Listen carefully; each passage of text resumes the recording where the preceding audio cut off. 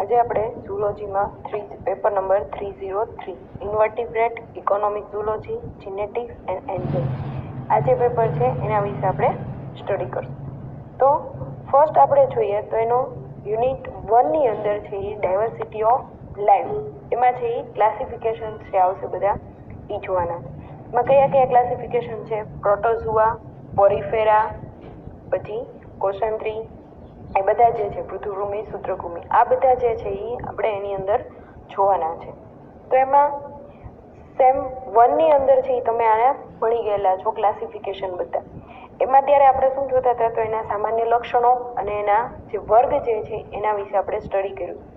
આ જે છે સેમ 3 ની અંદર તમારે શું આવશે વધારે તો જે વર્ગ આપણે જે જોયા હતા એની વર્ગની અંદર એક્ઝામ્પલ્સ જે હતા, એક એક્ઝામ્પલ છે આપણે હતા, એમાંથી દરેકના એક્ઝામ્પલ જે છે એના અંદર આપણે ફર્ધર એનું સ્ટડી જે છે એ કરવાનું છે. તો ફર્સ્ટ આપણે જોઈએ તો આજના જે લેક્ચરની અંદર આપણે જોઈએ તો કયું આવશે? Classification of protozoa with example.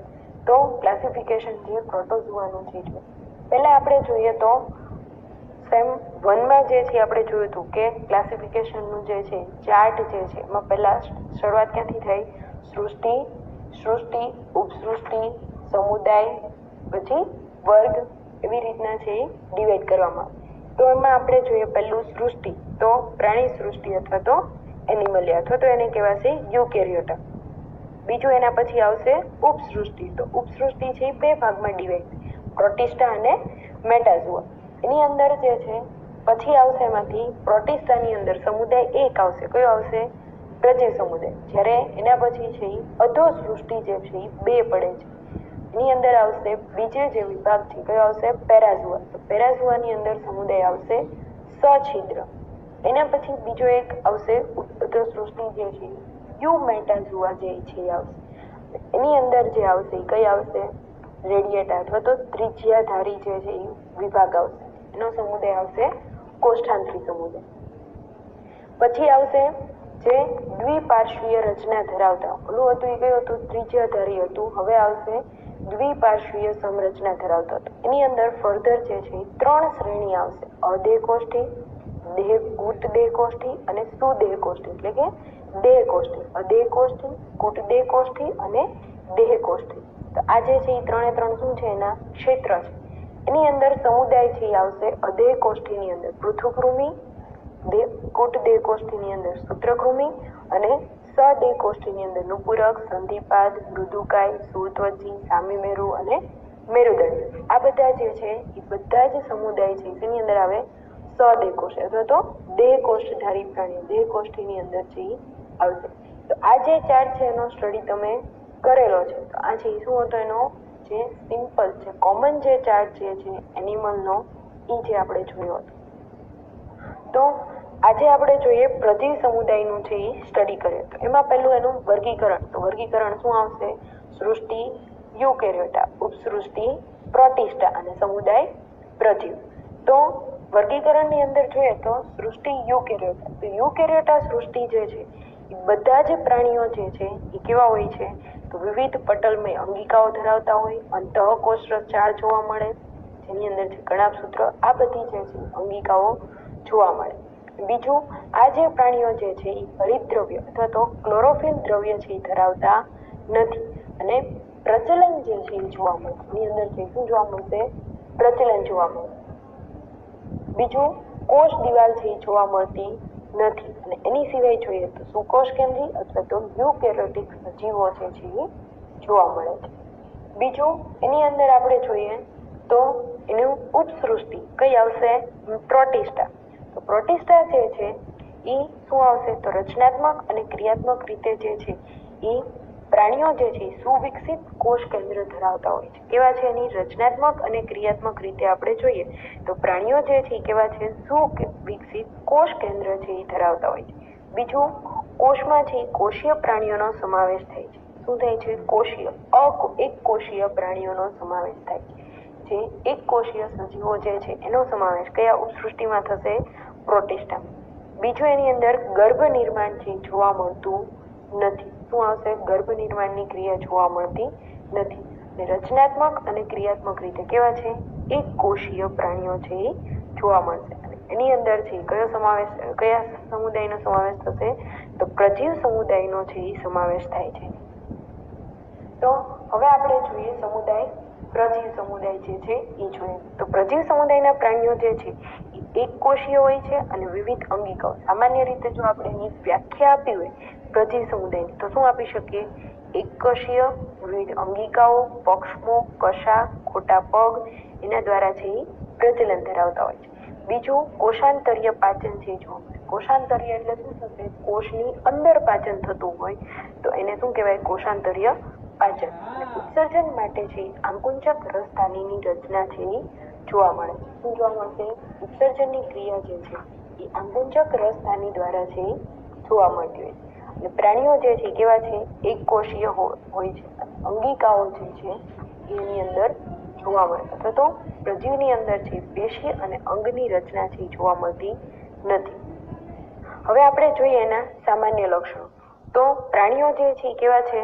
અત્યંત સામાન્ય રચના ધરાવતા અને સૂક્ષ્મ પ્રાણીઓ છે એ જોવા મળે. એને જે આપણે ફક્ત માઇક્રોસ્કોપ દ્વારા છે એ જોઈ શકીએ છીએ. માઇક્રોસ્કોપ વગર છે એ જોઈ શકાતા નથી.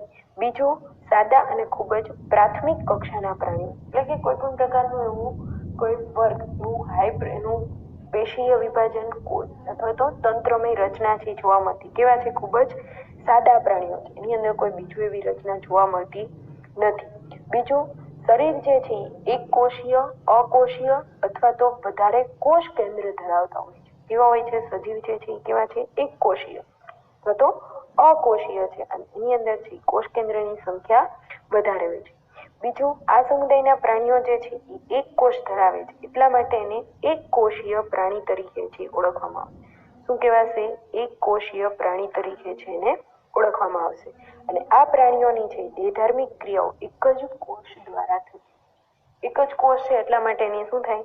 દેહધાર્મિક આખી ક્રિયા જે છે એની બધી તેના દ્વારા થાય એક જ કોષ દ્વારા છે થતી જોવા મળે છે. અને શરીર ફરતે શરીર જે છે એક કોષીય, અકોષીય અથવા તો વધારે કોષ કેન્દ્ર છે એ ધરાવતા હોય છે. બીજું હવે આપણે જોઈએ તો પ્રાણીઓ જે છે એ એકાંકી અથવા તો છૂટા છવાઈ રચના ધરાવતા હોય છે. હવે એની વસવાટની વાત કરીએ તો વસવાટ છે કેવી છે? પ્રાણીઓ છે એકાંકી એટલે કે એકાંકી એટલે કે છૂટા છવાયેલા અથવા તો જે વસવાટ ધરાવતા પ્રાણીઓ હોય છે. અમુક પ્રાણીઓ જે છે એ વસાહત એટલે કે એકબીજા સાથે જોડાય એટલે કે એક બંચમાં રહેતા હોય. બીજું શરીરમાં છે સંરચનાનો અભાવ હોય છે. એટલે શરીર પરની અંદર રચના જે છે શરીર ફરતે કોઈ પણ એવી ફિક્સ એની સંરચના નથી કે આવા જ પ્રકારની જોવા મળે. શરીર છે કેવું હોય છે? દ્વિપાર્શ્વીય, અર્ય અથવા તો ગોળાકાર રચના ધરાવતું. દ્વિપાર્શ્વીય એટલે કે બંને સરખા ભાગ કરી શકાય. ગોળાકાર એટલે કે ગોળ રચના ધરાવતું હોય એવું. અને અર્ય રચના એટલે કે ત્રિજ્યા સમવર્તીય રચના જે છે એ જોવા મળે છે. એના સિવાય જોઈએ તો શરીર ફરતે છે કોઈ પણ પ્રકારનું આવરણ છે જોવા મળતું નથી અથવા કોઈ પણ પ્રકારનું જો આવરણ હોય તો એ કેવું હોય છે? છાદીનું આવરણ એટલે કે એકદમ પાતળું જે છે એ લેયર જે છે શ્લેષ્મનું લેયર છે એ જોવા મળે. એને કહેવાશે છાદીનું આવરણ. શરીરનો આકાર જે છે સામાન્ય રીતે નિશ્ચિત અથવા તો અનિશ્ચિત પ્રકારનો આકાર છે. કોઈ પણ પ્રકારનો નિશ્ચિત હોતો નથી અથવા તો અનિશ્ચિત પ્રકારનો છે. કોઈક અમુક છે એની અંદર નિશ્ચિત હોય બાકી છે કેવો હોય છે એનો આકાર? અનિશ્ચિત. બીજું એની અંદર આપણે જોઈએ તો પ્રાણી જે છે એનો આકાર તેના આધારે જોઈ શકીએ છીએ તો એના ઉંમરના આધારે છે એ બદલાતો છે અથવા તો બીજું પર્યાવરણ છે એન્વાયરમેન્ટની અંદર રહેતા હોય છે. પર્યાવરણના આધારે છે એના આકારની અંદર ફેરફાર જોવા મળે છે. અને પ્રાણીઓ જે છે એ એક જ કોષ બધી જ દેહધાર્મિક ક્રિયા કરે છે એટલા માટે એને ફક્ત કોષીય સ્તરે છે એ શ્રમ વિભાજન જોવા મળે છે. દેહધાર્મિક શ્રમ વિભાજન કોષીય સ્તરે. અમુકની અંદર આપણે જોઈએ તો એના તંત્ર જે આખી દેહધાર્મિક રચના જે આવેલી હોય એ તંત્રની અંદર છે પેશીય સ્તરે છે જોવા મળે. અહીંયા છે કેવું જોવા મળે છે? કોષીય સ્તરે છે એનું શ્રમ વિભાજન છે જોવા મળે. એટલે કે એક જ કોષ દ્વારા એના બધા જ શરીરના ભાગનું જે છે એ કાર્ય થતું હોય. બીજું શ્વસન જે છે સામાન્ય રીતે શરીરની સપાટી પરથી પ્રસરીને એટલે કે એની સપાટી જે છે શરીરની એના દ્વારા છે એની અંદર શ્વસન છે એ જોવા મળે છે. બીજું એના પછી આપણે જોઈએ તો પ્રજનન માટે છે એ શું ધરાવે છે? આંગળી જેવા પ્રવર્ધ ધરાવતા હોય છે. એને શું કહેવાશે? ખોટા પગની રચના. બીજું એની અંદર પ્રચલન માટે છે ચાબુક જેવી, એટલે કે એક લાંબી પાતળી છે ચાબુક જેવી કશાની રચનાઓ, અથવા તો એની અંદર વાળ જેવા નાના નાના છે પક્ષ્મની રચના છે એ જોવા મળે છે. આ દરેક અંગ જે છે એનો ઉપયોગ છે શેના માટે થાય છે? તો પ્રજનન અંગોનો અભાવ જોવા, એટલે કે પ્રજનન માટે પ્રાણીઓ એવા હોય કે એનો પ્રજનન અંગનો અભાવ હોય, એટલે કે કોઈ પણ પ્રકારનું પ્રજનન અંગ છે જોવા મળતું નથી. સામાન્ય રીતે પ્રજીવમાં પોષણ જોઈએ તો પ્રાણી સદસ્ય, વનસ્પતિ સદસ્ય અથવા તો પરોપજીવી. પ્રાણી સદસ્ય એટલે કે પ્રાણીઓ ઉપર નિર્ભર હોય એવા વનસ્પતિ, અમુક છે જલીય વનસ્પતિ એના ઉપર નિર્ભર હોય, અમુક છે પરોપજીવી એટલે કોઈ બીજાના શરીરની અંદર, ઓલું છે શું એના ઉપરથી વસવાટ કરે. આ જે છે પરોપજીવી એટલે એની અંદર રહીને છે વસવાટ કરે. કેટલાક સજીવોમાં છે ચોક્કસ મુખ અથવા તો મળદ્વારની રચના જોવા મળે છે, અને કેટલાકની અંદર છે આ રચના જોવા મળતી નથી. બીજું કોષાંતરીય પાચન જોવા મળે છે, એટલે કે અન્નધાનીની અંદર એનું કોષાંતરીય પાચન છે એ જોવા મળે છે. આકુંચક રસધાની દ્વારા છે મુખ્યત્વે જળ નિયમનનું કાર્ય થાય. શું થાય છે? જળ નિયમનનું કાર્ય થાય છે. આ ઉપરાંત એની અંદર જે છે એ ઉત્સર્જનનું કાર્ય પણ આકુંચક રસધાની દ્વારા છે એ જોવા મળે છે. પછી આવશે એની અંદર પ્રજનનની ક્રિયા. તો પ્રજનન જે છે એ લિંગી અને અલિંગી એમ બે પ્રકારે છે જોવા મળે. જેમાં અલિંગી પ્રજનનમાં આપણે જોઈએ તો તેના દ્વારા દ્વિભાજન, એટલે કે કોઈ એક સજીવ છે એમાંથી બે ભાગમાં ડિવાઈડ. બહુભાજન એટલે કે એક કરતા વધારે સજીવની અંદર વિભાજન થાય, અને કલિકા સર્જન દ્વારા એટલે કે કોઈ એક પ્રાણી છે એમાંથી નવી એક કલિકાનું નિર્માણ થાય અને એના દ્વારા છે એ પ્રજનન થાય. જ્યારે અમુકની અંદર જે છે એ લિંગી પ્રજનન દ્વારા સંયુગ્મન વડે સંયુગ્મન પદ્ધતિ દ્વારા છે એ જોવા મળે છે. એની અંદર પેરામિશિયમ. અમુક એવા સજીવો છે કે જેની અંદર પ્રજનન જે છે જટિલ પ્રકારે જોવા મળે. જેમ કે આપણે જોઈએ કે અલિંગી અને લિંગી બંને અવસ્થાઓ છે જોવા મળે, એકાંતરે છે જોવા મળે છે. અને પ્રજીવોમાં જે છે કોષ્ઠન ખૂબ જ સામાન્ય ઘટના છે, એટલે કે એની અંદર શરીરની અંદર કોષ્ઠન થાય છે એ સામાન્ય ઘટના છે એ જોવા મળે છે.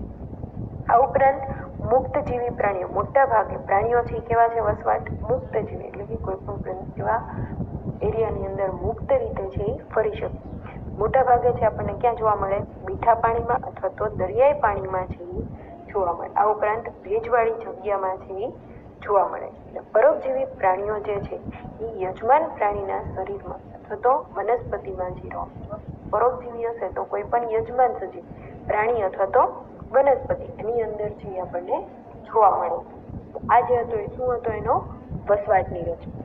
હવે પછી આપણે જોઈએ એનું વર્ગીકરણ. તો જે પ્રજીવ સમુદાય જે છે એનું વર્ગીકરણ જે છે એના પ્રચલન પદ્ધતિઓને આધારે અથવા તો પ્રચલન અંગ જે ધરાવે છે એના આધારે છે આપણને 4 વર્ગની અંદર એને વિભાજિત કરીએ છીએ.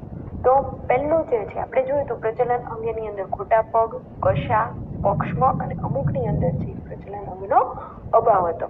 તો પહેલું જે છે કશા ધરાવતા હોય તો એવા જે પ્રાણીઓ છે એને કશાધારી. પછી ખોટા પગ ધરાવતા હોય તો એને કહેવાશે મૂલપાદ. અને એની સિવાય જેની અંદર પ્રચલન અંગનો અભાવ નથી પણ એનું શરીર જે છે બીજાણુ જેવી રચના, એની અંદર એની શરીરની અવસ્થા જે છે બીજાણુ જેવી અવસ્થા જોવા મળે છે, એટલા માટે એ વર્ગને બીજાણુક વર્ગ.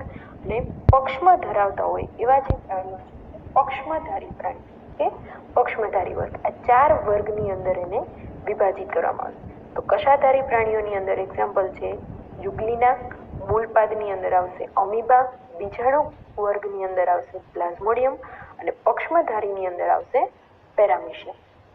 તો આ જે પ્રાણીઓ જે છે એ જોવા મળે છે એની અંદર અલગ અલગ 4 વર્ગની અંદર એને વિભાજિત કરેલું છે.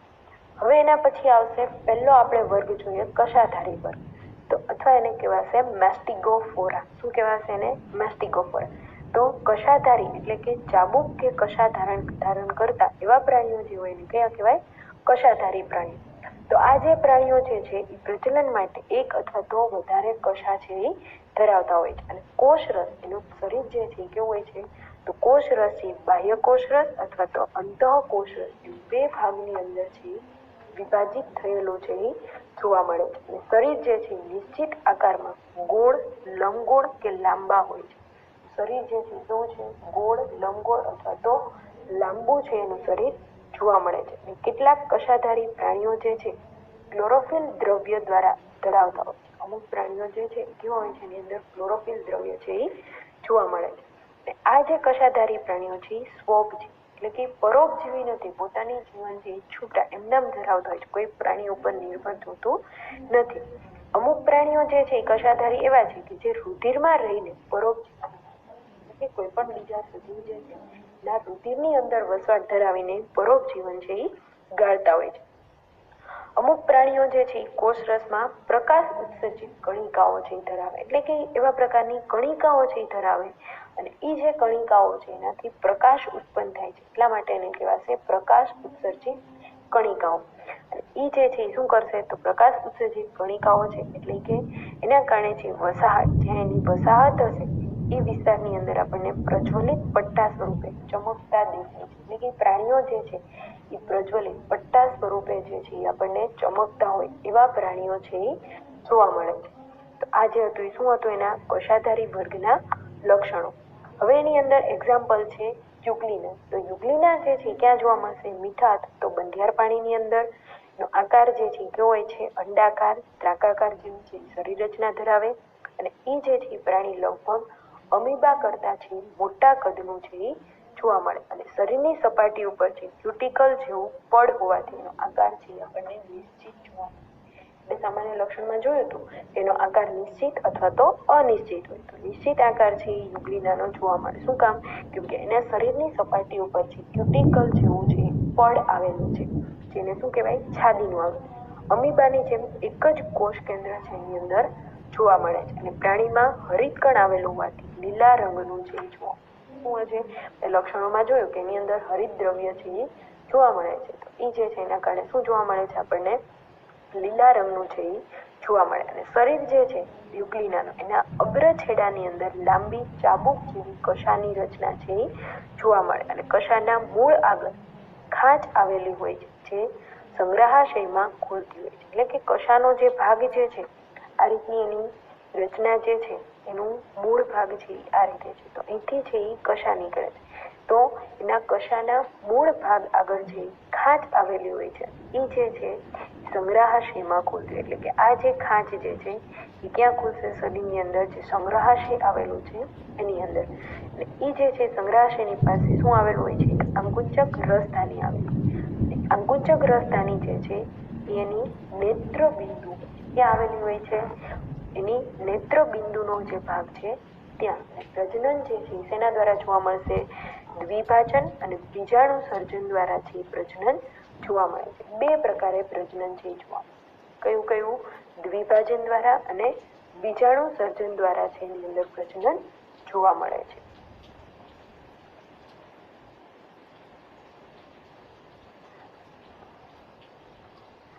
એના પછી આવશે બીજો વર્ગ મૂલપાદ, એટલે કે રાઇઝોપોડમ.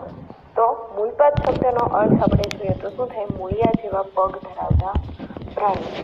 તો આ જે પ્રાણીઓ છે એની અંદર ખોટા પગ, એટલે કે એના પગ જે છે એ કેવા હોય છે, લાંબા અને પતલા. એટલે આવી રીતના અમીબાનો આપણે આકાર જોઈએ તો આ રીતના હોય છે આખો આકાર, તો એનો આ રીતે પગ આમ લાંબા અને જોવા મળે છે. તો આ જે પ્રાણીઓ જે છે એને શું કહેવાય, એના મૂળિયા જેવા પગ જોવા મળે છે, એટલા માટે એને મૂળપાદ વર્ગમાં છે એ મૂકવામાં આવશે. પ્રાણીઓ જે છે એ ખોટા પગ વડે પ્રજનન કરે છે. આ જે છે એ શું છે, એના ખોટા પગની રચના, તો ખોટા પગ વડે છે એ પ્રજનન કરે.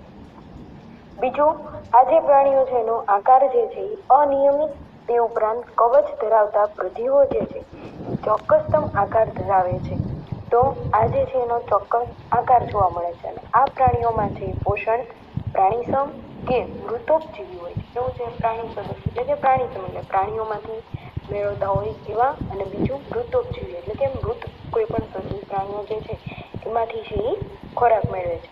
બીજું, પ્રાણીઓ જે છે એ મોટા ભાગે આ જે વર્ગના પ્રાણીઓ છે મીઠા પાણીમાં, સમુદ્રમાં અથવા તો ભેજવાળી જે જમીન હોય એવા વિસ્તારની અંદર છે એ જોવા મળે છે. અને અમુક જે ઉચ્ચ કક્ષાના પ્રાણીઓ જે છે, ઉચ્ચ કક્ષાના પૃષ્ઠવંશી પ્રાણીઓ એટલે કે સસ્તન, વિહંગ, આ બધા જે પ્રાણીઓ જે છે એ બધા પ્રાણીઓની અંદર પરોપજીવી તરીકે છે એ જીવન ગુજારતા હોય છે. બીજું, એનાથી થતી અસર જો આપણે જોઈએ તો એમાં આવશે મરડો. મરડો જે છે એ બધા મૂળપાદ વર્ગના પ્રાણીઓ છે એના દ્વારા આપણને મરડો છે થવાના ચાન્સીસ વધારે હોય છે. એના પછી આવશે મૂળપાદનું એક્ઝામ્પલ અમીબા. અમીબા તમે બધાએ જોયું હશે કે એનો આકાર છે કોઈ ચોક્કસ હોતો નથી અને પાણીની અંદર છે એ જોવા મળે છે. તો એનો વસવાટ આપણને કીધું કયા કયા જગ્યાએ જોવા મળશે, તો તળાવની અંદર, ખાબોચિયાની અંદર અથવા તો મીઠા પાણીની અંદર છે એ જોવા મળે છે. બીજું પ્રાણી જે છે એક કોષીય પ્રાણી, અત્યંત કેવું છે, સૂક્ષ્મ છે. કદ આપણે જો જોઈએ તો 0.25 mm કદ છે એ જોવા મળે છે. એનું કદ જોવા મળશે. બીજું એનું બે ભાગની અંદર અંતઃકોષરસ અને બાહ્ય કોષરસ છે. તો બે કોષરસ એટલે કે કોષરસ એની અંદર શરીરની અંદરના ભાગની કોષની અંદરના ભાગની અંદર અને કોષની બાહ્ય ભાગની અંદર જે કોષ એટલે કે અંતઃકોષરસ અને બાહ્ય કોષરસ. તો અંદરના ભાગની અંદર જે અંતઃકોષરસ આવેલો છે પાતળો પાણી જેવી રચના ધરાવતો છે એ જોવા મળે છે. જ્યારે બાહ્ય કોષરસ જે છે ઘટ્ટ રચના એટલે કે એકદમ ઘટ્ટ સ્વરૂપે છે એ જોવા મળે છે. કોષમાં છે બે પ્રકારની રસધાની હોય છે. એમાંની એક જે છે એ આંકુંચક રસધાની જે ઉત્સર્જનનું કાર્ય કરે છે અને ખોરાકના કણ ધરાવતી રસધાની જે છે એને કહેવાશે અન્નધાની. બે પ્રકારની અન્નધાની છે એ જોવા મળે છે. એમાં શું છે, તો પહેલી જે છે આંકુંચક રસધાની જે છે એનું કાર્ય શું છે, તો ઉત્સર્જનનું કાર્ય છે અને એ જળ નિયમનનું કાર્ય કરશે. જળ નિયમનનું કાર્ય એટલે શું, તો એના શરીર જે પ્રાણી જે છે એમાં જોવા મળે છે આપણને પાણીની અંદર. તો મોટા ભાગે એના શરીરની અંદર પાણી છે એ દાખલ થતું હોય તો એના શરીરની અંદર પાણીનું નિયમન જે કરે એ જે છે એ ક્રિયાને શું કહેવાય, એનું જળ નિયમન. તો જળ નિયમન અને ઉત્સર્જનના કાર્ય સાથે સંકળાયેલી છે એ આંકુંચક રસધાની. એની સિવાય જે છે એ શું આવશે, તો અન્નધાનીની રચના. તો અન્નધાની જે છે એ નાની અન્નધાની જે છે એ અંતઃકોષરસમાં છે એ જોવા મળશે. ક્યાં જોવા મળશે, અંતઃકોષરસની અંદર. અને એ જે રચના છે વેર વિખેર જોવા મળશે. કોઈ ચોક્કસ રચના છે જોવા મળતી નથી. જે કઈ નાની અન્નધાની આવેલી હોય એની રચના. બીજું જે અન્નધાની બીજી આવેલી મોટી જે આવેલી છે એ ખોરાકનું છે પાચન અને શોષણનું કાર્ય કરશે. શું કરશે, ખોરાકનું પાચન અને શોષણનું કાર્ય જે છે એ અન્નધાનીની અંદર છે એ જોવા મળે છે. આ ઉપરાંત પ્રજનન ક્રિયા જો જોઈએ તેની અંદર દ્વિભાજન, બહુભાજન, બીજાણુ સર્જન એના દ્વારા છે એ જોવા મળશે. દ્વિભાજન એટલે બે ભાગની અંદર વિભાજન થાય, બહુભાજન એટલે એક કરતા વધારે ભાગની અંદર એના શરીરનું છે એ વિભાજન થાય અને બીજાણુ સર્જન એટલે કે એની અંદર છે બીજાણુઓનું નિર્માણ થાય. એ જે ક્રિયા જે છે એને શું કહેવાય, એનું બહુભાજન છે બીજાણુ નિર્માણની ક્રિયા. તો આટલા પદ્ધતિ દ્વારા છે એની અંદર પ્રજનન જોવા મળશે. તો આજે હતો એ વર્ગ કયો હતો, ખોટા પગ દ્વારા એટલે કે મૂળપાદ વર્ગના પ્રાણીઓ જે છે એ આવશે. હવે એના પછીનો ત્રીજો જે વર્ગ આવશે કયો આવશે, બીજાણુક વર્ગ. બીજાણુક વર્ગ જે છે શું કામ એને બીજાણુક કહેવાય, તો બીજાણુક એટલે શું થાય, તો બીજાણુ ધરાવતા પ્રાણીઓ જે સંપૂર્ણપણે છે કેવા છે, અંતઃપરોપજીવી છે જીવનદાય. ઓલામાં કેવું હતું, સ્વોપજીવી હતા. પહેલો જે આપણે વર્ગ જોયો કશાધારી, એ છે કેવું છે, સ્વોપજીવી એટલે કે પોતાનું જીવન છે એ જાતે ગુજારે. પછી અમીબા, તો એ જે છે એ કેવા છે, પરોપજીવી પ્રાણીઓ છે. તેની અંદર જોવા મળશે તો જે ઉચ્ચ કક્ષાના પૃષ્ઠવંશી પ્રાણીઓ જે છે એના શરીરની અંદર જોવા મળે છે. જ્યારે એના પછીનો ત્રીજો જે વર્ગ છે બીજાણુક એટલે કે સ્પોરોઝોઆ વર્ગ. એ જે વર્ગ જે છે એની અંદર આપણને કીધું કે હંમેશા જે છે સંપૂર્ણપણે એટલે કે પોતાનું આખું જે જીવન છે એ કેવું કરશે, અંતઃપરોપજીવી તરીકે. બે પ્રકારના પરોપજીવીને આપે, અંતઃપરોપજીવી અને બાહ્ય પરોપજીવી. અંતઃપરોપજીવી એટલે શું થાય, તો કોઈ પણ સજીવના શરીરની અંદર રહીને પોતાનું જીવન ગુજારે તો એ જે પ્રાણી છે એને અંતઃપરોપજીવન છે. જ્યારે બાહ્ય જીવન એટલે શું થાય, કોઈ પણ પ્રાણી સજીવ જે છે એની શરીરની બાહ્ય સપાટી ઉપર પોતાનું જીવન છે એની ઉપર રહીને પોતાનું જીવન જો ગુજારે તો એ જે આખી ઘટના જે છે એને શું કહેવાય, બાહ્ય પરોપજીવનની ઘટના. તો બીજાણુક વર્ગના પ્રાણીઓ, સ્પોરોઝોઆ વર્ગના પ્રાણીઓ જે છે એ કેવા છે, સંપૂર્ણપણે છે એ અંતઃપરોપજીવી પ્રાણીઓ છે. એટલા માટે એની અંદર પ્રજનન અંગ છે જોવા મળતું નથી. આપણે સામાન્ય લક્ષણોમાં જોયું હતું કે એની અંદર છે પ્રજનન અંગમાં શું આવેલું હોય, કશા આવેલી હોય, પક્ષમાં આવેલા હોય અને ખોટા પગ આવેલા હોય. અને અમુક પ્રાણીઓ એવા હોય કે જેની અંદર છે પ્રજનન અંગનો અભાવ હોય. તો બીજાણુક વર્ગના પ્રાણીઓ જે છે એની અંદર પ્રજનન અંગનો છે શું છે, અભાવ છે. શું કામ, કેમ કે પ્રાણીઓ જે છે સંપૂર્ણપણે જે છે કેવી જીવન ગુજારે છે, અંતઃપરોપજીવી, એટલે પોતાને પ્રજનન કરવાની જરૂર પડતી નથી. એટલા માટે પ્રાણીઓ જે છે કેવા છે, અંતઃપરોપજીવન છે, જો પ્રજનન અંગ જોવા મળતું નથી. બીજું, શરીરનો આકાર છે ગોળ, અંડાકાર અથવા તો કૃમિ જેવા લાંબા છે, જોવા ગોળ અથવા તો અંડાકાર અથવા તો કૃમિ જેવા એટલે કે આપણે જોઈએ કે આ રીતના સાવ પતલા અને કૃમિ જેવા છે એ જોવા મળે. તો આ જે પ્રાણીઓ જે છે કેવા હોય છે, ગોળ, અંડાકાર અથવા તો કૃમિ જેવા છે લાંબા જોવા મળે. પ્રજનનની પદ્ધતિ જે છે એ વિશિષ્ટ પ્રકારની પદ્ધતિ જોવા મળે છે. આની અંદર જે છે આપણે જોઈએ તો બંને પ્રકારનું જે આપણને કીધું હતું કે જટિલ પ્રકારનું પ્રજનન પદ્ધતિ છે એ જોવા મળે. તો કયા વર્ગની અંદર? બીજાણુક વર્ગની અંદર છે જટિલ પ્રકારની પ્રજનન પદ્ધતિ જોવા મળે છે. એની અંદર જે છે લિંગી અને અલિંગી બંને પ્રકારે પ્રજનન પદ્ધતિ છે એ જોવા મળે છે. એની અંદર બીજું શું થાય છે, તો એના જે પ્રજનન પદ્ધતિ જે છે એમાં એના શરીરનું વિભાજન થતું નથી, પણ શું થાય છે, કોષ કેન્દ્ર જે છે એનું અનેક વખત છે વિભાજન થાય. શું થશે? એના કોષ કેન્દ્ર જે છે એનું વિભાજન છે એ થતું જોવા મળે છે. બીજું, જીવનચક્ર દરમિયાન છે ટ્રોફોઝોઇટ અવસ્થા જે છે એ જોવા મળે છે. એટલે કે એની અલગ અલગ અવસ્થા હોય. જેમાં આપણે જોઈએ કે મચ્છરની અંદર છે ડીમ્પ અવસ્થા, પ્યુપા અવસ્થા, એવી બધી અવસ્થાઓ આવે છે. એવી જ રીતના છે આ જે પ્રાણીઓ જે છે વર્ગના પ્રાણીઓ એની અંદર છે જીવનચક્ર દરમિયાન કેવી અવસ્થા જોવા મળશે? ટ્રોફોઝોઇટ અવસ્થા છે એ મુખ્યપણે છે એ જોવા મળે છે. અને પ્રાણીઓ જે છે અન્ય સજીવોની પરોપજીવી તરીકે રહે એટલા માટે શીત જવર એટલે કે ટાઢિયો તાવ, પીળો તાવ, મગજનો તાવ જેવા વિવિધ રોગો છે ઉત્પન્ન કરે. ટાઢિયો તાવ એટલે કયો થશે? મેલેરિયા. આવા બધા છે અલગ અલગ પ્રકારના રોગ જે છે એનાથી થતા હોય છે. શું કામ? કેમ કે પ્રાણી જે છે કેવા છે, અન્ય સજીવની અંદર પરોપજીવી, અંતઃપરોપજીવી તરીકે રહેતા હોય છે. એટલે પોતાની અસર છે એ દર્શાવશે. એના કારણે છે શું થાય છે, તો જે યજમાન સજીવ જે છે એની અંદર અસર જોવા મળશે. કેવી કેવી? તો મેલેરિયા, પીળો તાવ, મગજનો તાવ, આવી બધી અસરો છે એ જોવા મળે છે. એના પછી જોઈએ એનું એક્ઝામ્પલ. તો પ્લાઝ્મોડિયમ જે છે એનું મેઇન એક્ઝામ્પલ છે. પ્લાઝ્મોડિયમ જે છે એને બીજા શીત જવર જંતુ, એટલે શું કામ શીત જવર જંતુ કીધો? કેમ કે શીત જવર એટલે કે ટાઢિયો તાવ છે એનાથી થાય છે. એટલે એ જે જંતુ છે એને કહેવાય શીત જવર જંતુ. બીજું, મેલેરિયાનો જંતુ. મેલેરિયા રોગ થાય છે એટલા માટે એને શું કીધું? મેલેરિયાનો જંતુ. તો આ જે પ્રાણી જે છે પ્લાઝ્મોડિયમ, મનુષ્ય અને અન્ય કેટલાક પૃષ્ઠવંશી પ્રાણીઓ જે છે એના રુધિરમાં જે છે સંપૂર્ણપણે પરોપજીવી તરીકે છે એ જોવા મળે છે. તો આની અંદર છે બે યજમાન છે એ જોવા મળે. તો પ્લાઝ્મોડિયમ જે છે મનુષ્ય અને એનોફિલિસ માદા મચ્છર જે છે એની અંદર છે આપણને જોવા મળે છે. શેની અંદર? મનુષ્ય અને એનોફિલિસ માદા મચ્છર, એની અંદર છે પ્લાઝ્મોડિયમ છે એ જોવા મળે છે.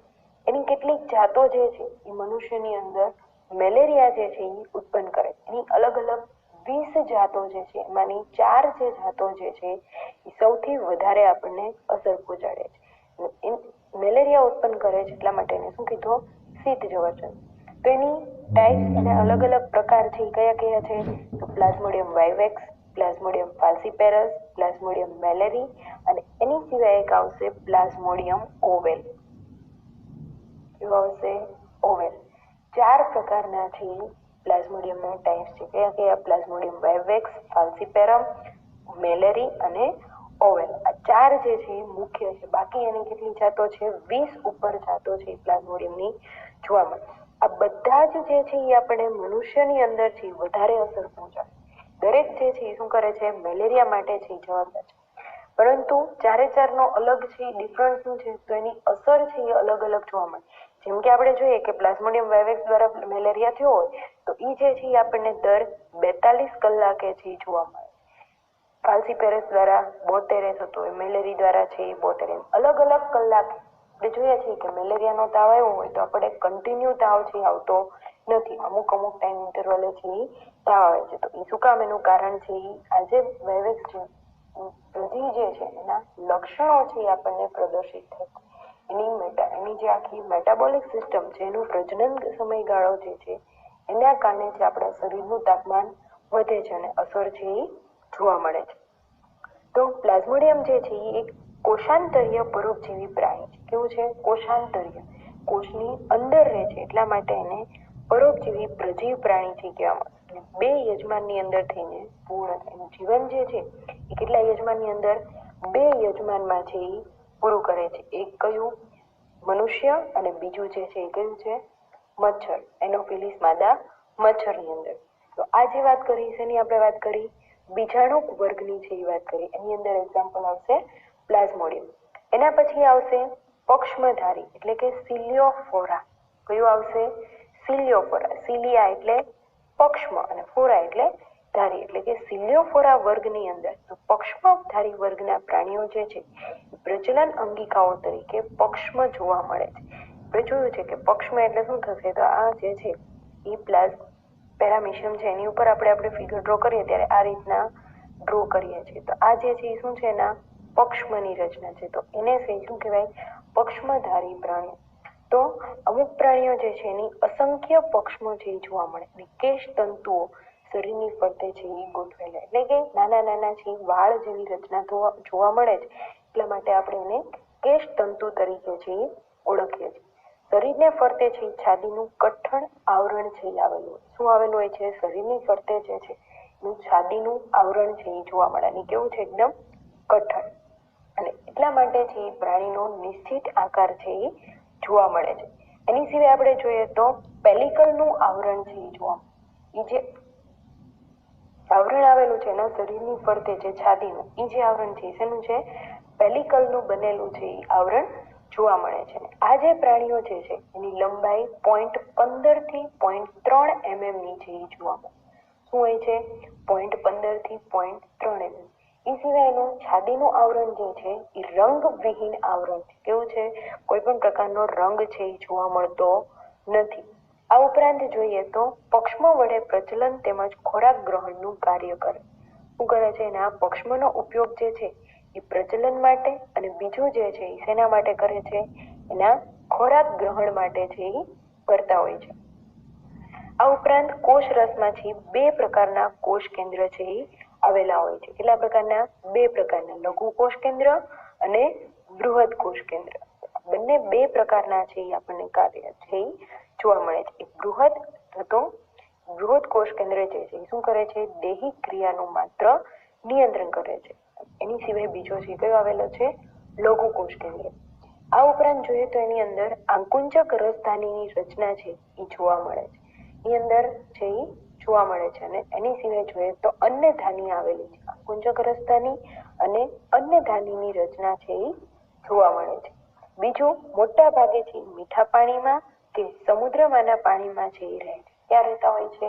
મોટા ભાગે પ્રાણીઓ જે છે એ મીઠા પાણીમાં અને સમુદ્ર પાણીની અંદર છે એ જોવા મળે.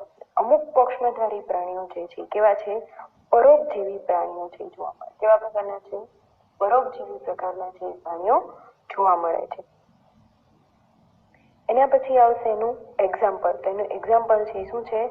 પેરામીશિયમ. તો પેરામીશિયમ જે છે એની અંદર આવશે પક્ષમધારી વર્ગના પ્રાણીઓની અંદર. તો મીઠા પાણીની તળાવની અંદર, ખાબોચિયામાં, નદીમાં, ઝરણામાં ની અંદર છે આપણને સૌથી વધારે પ્રમાણમાં છે પેરામીશિયમ જોવા મળે છે. પેરામીશિયમ જે છે બંધિયાર પાણી જેમાં મૂળ કાર્બનિક પદાર્થો જે સળતા હોય એવા વિપુલ પ્રમાણમાં છે જોવા મળે. એટલે કે એવું કોઈ પણ બંધિયાર પાણી હોય કે જ્યાં કાર્બનિક પદાર્થો જે છે એનું કોહવાણ થતું હોય, સળતા હોય એવા વિસ્તારની અંદર જે છે ત્યાં વધારે પ્રમાણમાં છે પેરામીશિયમ જોવા મળે. એનો આકાર જે છે કેવો છે? સ્લીપર આકારનો છે પેરામીશિયમ. અને કદમાં છે ખૂબ જ નાના હોય છે. કેટલું કદ છે એનું? 0.15 થી 0.3 mm કદના છે એ જોવા મળે. અને આકારના આધારે તેને પાવડીયો જંતુ તરીકે ઓળખવામાં આવે. શું કહેવાય છે એને? પાવડીયો જંતુ તરીકે છે. તમને 1 માર્કના ક્વેશ્ચનની અંદર પૂછે કે પાવડિયા જંતુ તરીકે કોને ઓળખવામાં આવશે? તો તેને આવશે પેરામીશિયમ. ખાસ યાદ રાખજો એને પાવડિયો જંતુ તરીકે છે એ ઓળખવામાં આવશે. ઓલામાં હતું કે પ્લાઝ્મોડિયમ જે છે એને કયા નામે ઓળખવામાં આવે? તો મેલેરિયાનો જંતુ અને પિત્તજવર જંતુ. જ્યારે પેરામીશિયમ જે છે એને કયા નામે ઓળખવામાં આવશે? પાવડિયો જંતુ તરીકે. બીજું, એની લંબાઈ જે છે એ 0.15 થી 0.3 mm છે. અને છાતીની હાજરીને કારણે આકાર છે એ જળવાઈ રહે છે. અને છાતીનો અંક જે છે એ કેવું છે? રંગવિહીન, જેનો સ્ત્રાવ બાહ્ય કોષરસ છે એ કરે. એટલે કે એની અંદર બે કોષરસ છે, અંતઃકોષરસ અને બાહ્ય કોષરસ. બાહ્ય કોષરસ જે છે એનું કાર્ય શું છે, તો જે છાતીનું આવરણ જે છે એનો સ્ત્રાવ કરે છે. બીજું, શરીરની બાહ્ય સપાટી વાળ જેવા પક્ષમાંથી વીંટળાયેલી હોય છે અને ત્રાંસી હારમાં છે ગોઠવાય.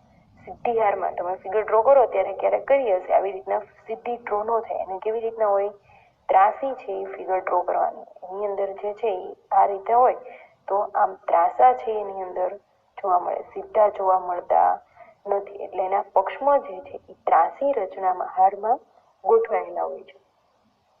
તો આ જે હતી શેની હતી એનું, એની સિવાય પેરામિશિયમની અંદર છે દ્વિભાજન અને સંયુગ્મન પદ્ધતિ દ્વારા છે શું જોવા મળશે, પ્રજનન છે એ જોવા મળે. એની બે પ્રજનન પદ્ધતિ કઈ કઈ છે, દ્વિભાજન અને સંયુગ્મન પદ્ધતિ. તો આ જે હતા એ લક્ષણો શેના હતા, પેરામિશિયમ. હવે એની સિવાય આપણે જોઈએ તો અંતઃકોષરસમાં છે અન્નધાની આવેલ. શું આવેલું હોય છે એના અંતઃકોષરસમાં, અન્નધાની, જેના ખોરાકનું પાચન કરે છે. શું થાય છે, અન્નધાનીમાં છે ખોરાકનું પાચન થાય. અને અંકુચક રસધાની છે બે આવેલી હોય છે, જેમાં 6 થી 10 કિરણવાળી છે નલિકાઓ આવેલી. એટલે કે એની અંદર તમે ફિગર ડ્રો કરી હોય ત્યારે જોયું હશે કે આ રીતે વચ્ચે વર્તુળ હોય અને પછી આ રીતના આપણે ફિગર ડ્રો કરીએ. તો આ જે છે એ શું છે, એની નલિકાઓની રચના છે. કેવી છે, 6 થી 10 નલિકાઓ છે આવેલી જોવા મળે છે. પેરામિશિયમમાં છે બે કોષ કેન્દ્ર આવેલા છે. કયા કયા, લઘુ કોષ કેન્દ્ર અને બૃહદ કોષ કેન્દ્ર. અને પોષણ જે છે પ્રાણી સદસ્ય જોવા મળે છે. કેવા પ્રકારનું છે, પ્રાણી સદસ્ય છે પોષણ જોવા મળે છે. અને પશ્વ બાજુ આવેલી ખાંચમાં જે છે મુખ્ય ખાંચ કહેવાય છે. એના પશ્વ ભાગની અંદર, પાછળના ભાગની અંદર જે છે પશ્વ ભાગની અંદર ખાંચ જે આવેલી છે એને મુખ્ય ખાંચ છે કહેવામાં. અને એ જે છે શું કરે છે, તો કોષ મુખ છિદ્રમાં ખુલે છે. એટલે કે કોષનું જે મુખનો ભાગ જે છે, મુખ છિદ્ર જે છે એની અંદર છે એ ખુલતું હોય છે. અને આ જે છિદ્ર છે એ કોષ કંઠનળીમાં. શું કીધું, પશ્વ બાજુ આવેલી ખાંચ જે છે એને શું કહેવાય, મુખ્ય ખાંચ. મુખ્ય ખાંચ જે છે એ ક્યાં ખુલે છે, કોષ મુખ છિદ્રની અંદર. એટલે કે એક જ કોષ છે એટલે એનું છિદ્ર, મુખ છિદ્ર જે છે એની અંદર ખુલે. હવે મુખ છિદ્રમાં ખુલ્યા પછી એ જે મુખ છિદ્રમાં ખુલી એનું છિદ્ર જે છે એ ક્યાં ખુલશે, કોષ કંઠનળીમાં. શું કામ અહીંયા કોષ કંઠનળી શબ્દ વાપર્યો છે, કે એક જ કોષની અંદર આખી રચના છે એટલા માટે અહીંયા કોષ કંઠનળીમાં છે એવો શબ્દ વાપરેલો છે. ક્યાં ખુલશે, કોષ કંઠનળીમાં ખુલશે. અને એના પછી છે એની ક્રિયા જોવા મળશે. બીજું, એની અંદર જે છે એમ કીધું એમ પ્રજનન બે પ્રકારે થશે, દ્વિભાજન અને સંયુગ્મન પદ્ધતિ દ્વારા. તો આજે આખી વાત થઈ શેની થઈ, પેરામિશિયમ. હવે આપણે જોઈએ તો એટલે આપણે એના 4 ટાઈપ્સ છે એ જોયા. કયા કયા, તો એનું કશાધારી વર્ગ, મૂલપાદ, એના પછી આવશે બીજાણુ, પક્ષમધારી. 4 વર્ગ છે એની અંદર ડિવાઈડ કર્યું. ચારે ચારના એક્ઝામ્પલ શું આવશે, કશાધારીમાં યુગ્લિના, મૂલપાદમાં અમીબા, બીજાણુકમાં પ્લાઝ્મોડિયમ અને પક્ષમધારીની અંદર પેરામિશિયમ. તો આ 4 જે છે એની અંદર એને ડિવાઈડ કરવામાં આવશે. અને શેના આધારે આપ્યા, તો પ્રજનનની વિવિધ પદ્ધતિઓ જે હતી એના આધારે, પ્રજનનની વિવિધતાના આધારે, તો પ્રજનનની વિવિધ અંગ જે ધરાવે છે એના આધારે એને આપણે 4 વર્ગની અંદર છે એ વિભાજિત કરેલા છે.